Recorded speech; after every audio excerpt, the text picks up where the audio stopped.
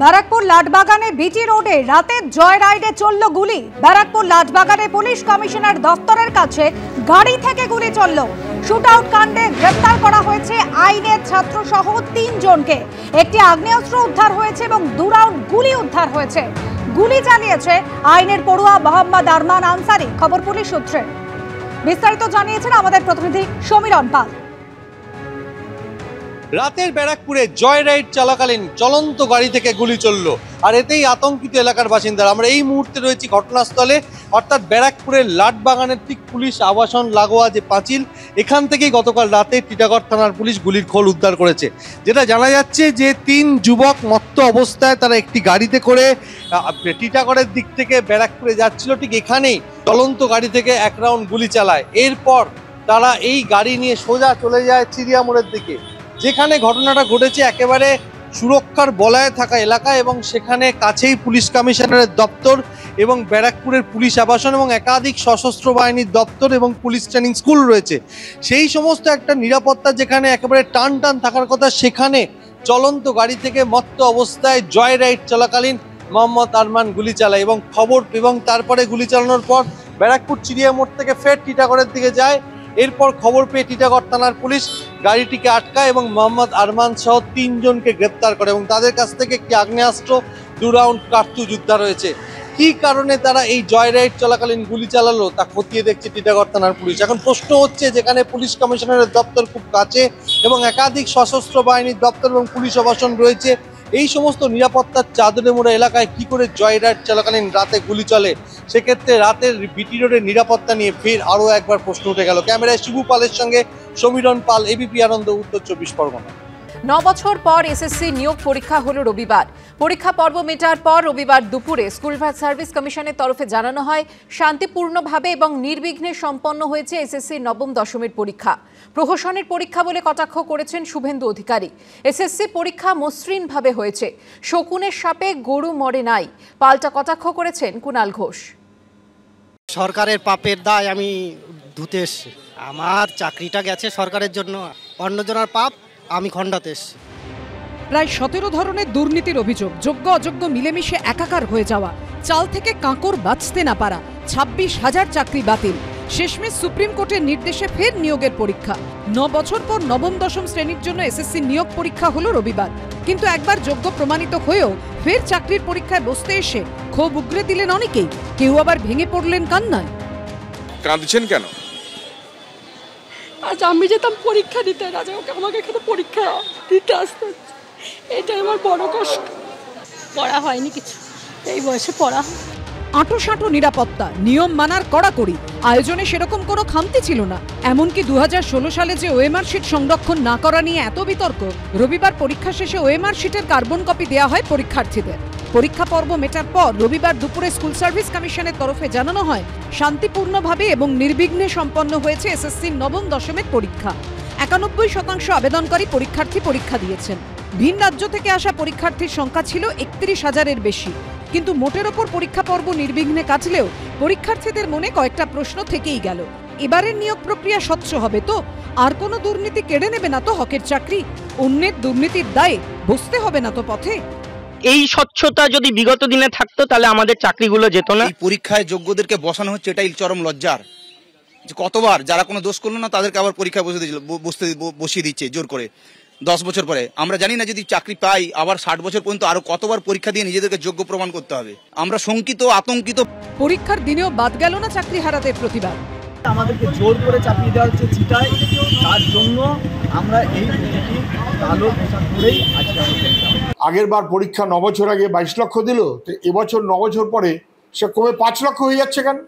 ভরসা নেই। এবং পরীক্ষার্থীরা বলছে তো যে আমাদের বিএড করা, ডিএলএড করা সব করা আছে, কিন্তু ভরসা করার মতো কোনো সুযোগ নেই। না দিলে না, তাই পরীক্ষাটা দিলাম। অনেকে দেয়নি, অনেকে দিয়েছে। শিক্ষামন্ত্রী ব্রাত্য বসু এদিন পরীক্ষা শেষের পর পরীক্ষার্থীদের সোশ্যাল মিডিয়ায় শুভেচ্ছা জানান। যদিও এদিনের পরীক্ষা নিয়েও কটাক্ষ করতে ছাড়েননি বিরোধী দলনেতা, পাল্টা জবাব দিয়েছে তৃণমূল। প্রহসনের পরীক্ষা ত্রুটিযুক্ত পরীক্ষা, বহু পরীক্ষার্থী অ্যাডমিট নিয়েও পরীক্ষা দিতে যায়নি। মমতার কাছে তারা চাকরি আশা করে না। এসএসসির যে পরীক্ষা নির্ধারিত, তো অত্যন্ত সুষ্ঠুভাবে মসৃণভাবে হয়েছে। তো আসলে এই রাম বাম কংগ্রেসের একাংশ তারা এই এসএসসি নিয়ে যা আরম্ভ করেছিলেন তাতে আজকে একটা জিনিস দেখা যাচ্ছে, শকুনের সাপে গরু মরে নাই। গরু তৃণভোজী প্রাণী, গরু মসৃণভাবে গরুর মতো রহিয়াছে, আর শকুন আকাশে উড়িতে উড়িতে কাঁদিতেছে। আগামী রবিবার অর্থাৎ 14ই সেপ্টেম্বর এসএসসির একাদশ দ্বাদশ শ্রেণীর জন্য পরীক্ষা রয়েছে।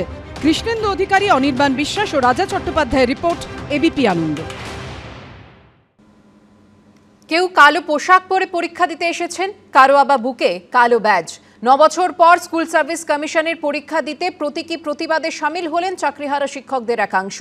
দুর্নীতির প্রশ্নে নিশানায় বিঁধলেন স্কুল সার্ভিস কমিশনকে। আমাদেরকে জোর করে চাপিয়ে দেওয়া হচ্ছে চিটায়, তার জন্য আমরা এই প্রতীকী কালো পোশাক পরেই আজকে সরকারের দুর্নীতির জন্য আমরা বাধ্য হচ্ছি পরীক্ষা দিতে। 9 বছর আগে পরীক্ষায় উত্তীর্ণ হয়ে পেয়েছিলেন শিক্ষকতার চাকরি। হাড় ভাঙা খাটনের ফলে পাওয়া সেই চাকরিটা যে থাকবে না তা ঘুণাক্ষরেও বুঝতে পারেননি ওরা। কোটি কোটি টাকার দুর্নীতিতে চলে গেছে হকের চাকরি।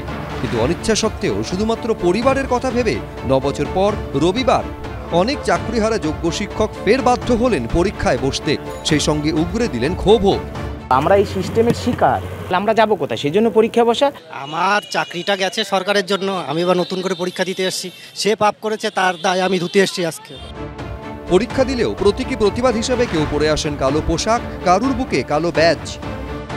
এই স্বচ্ছতা যদি বিগত দিনে থাকতো তাহলে আমাদের চাকরিগুলো যেত না। স্বচ্ছভাবে হোক, যারাই পাবে স্বচ্ছভাবে পাক, এবং যোগ্যদের কেউ যেন বঞ্চিত না হয়। যেখানে টোটাল সিস্টেমটা পচে গেছে সেখান থেকে ভালো থাকার আশা করাটাই মূর্খামি হবে। সরকার 100% কেন, তার উপরেও যদি তাকে যত পার্সেন্টেজ দেয় সব পার্সেন্টেজটা টোটাল সরকার দায়ী।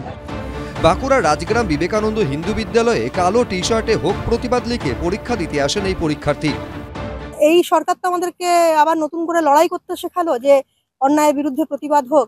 এত অন্যায় করে এই সরকার যখন আমাদের চাকরিগুলো কেড়ে নিল, তখন আমরাও দেখাতে চাইছি যে লড়াইয়ের ময়দান ছেড়ে যাবার পাত্র আমরা নই। চাকরিহারা হকের চাকরি চলে গেছে, তারা প্রতিবাদ করছিলেন, পুলিশের পেটানি খেয়েছেন, হয়রানি হয়েছে, নানানভাবে তারা চেষ্টা করেছেন, লড়াই করেছেন, কিন্তু সরকার তাদের পাশে দাঁড়ায়নি, সরকার অযোগ্যদের পাশে। আসলে এই রাজ্যের পরীক্ষা ব্যবস্থা এবং এসএসসি তার দুর্নীতি এটা সবার কাছেই ধরা পড়ে গেছে। ওরা কি করবে না, কালো পোশাক পরে পরীক্ষা দিয়েছেন। 9 বছর পর এসএসসি নিয়োগের পরীক্ষা হলো, সেই সঙ্গে চলল প্রতিবাদও, জানিয়ে জারি রয়েছে রাজনৈতিক তরজাও। ত্রুটিযুক্ত পরীক্ষা, মমতার জন্য পরীক্ষা হয়নি। যেটুকু পরীক্ষা হয়েছে ত্রুটিযুক্ত প্রহসনের পরীক্ষা। সুপ্রিম কোর্টের নির্দেশ, মমতা চাকরির পরীক্ষাও করবে না, চাকরিও দেবে না। আতায় বিশ্বাস করে, তোষণে বিশ্বাস করে, আর চুরিতে বিশ্বাস করে। আলাদা আমাদের মন্তব্য নেই। আমরা জানি সুপ্রিম কোর্টের আদেশ, যা আমরা সুপ্রিম কোর্টের আদেশ পালন করছি, এবং নিশ্চয়ই ব্যক্তিগতভাবে তার ক্ষোভ তিনি এবং তার প্রতিবাদ এইভাবে জানিয়েছেন। পরীক্ষায় তিনি বসেছেন, সকলে বসেছেন। নতুন করে পরীক্ষা দিলেন, অন্যের দুর্নীতির শিকার হয়েছেন যারা, তাদের চোখের জল আদৌ মুছবে তো? ফিরে পাবেন তো চাকরিটা? শিবাশিস মৌলিক, দীপক ঘোষ, পূর্ণেন্দু সিংহ, এবিপি আনন্দ।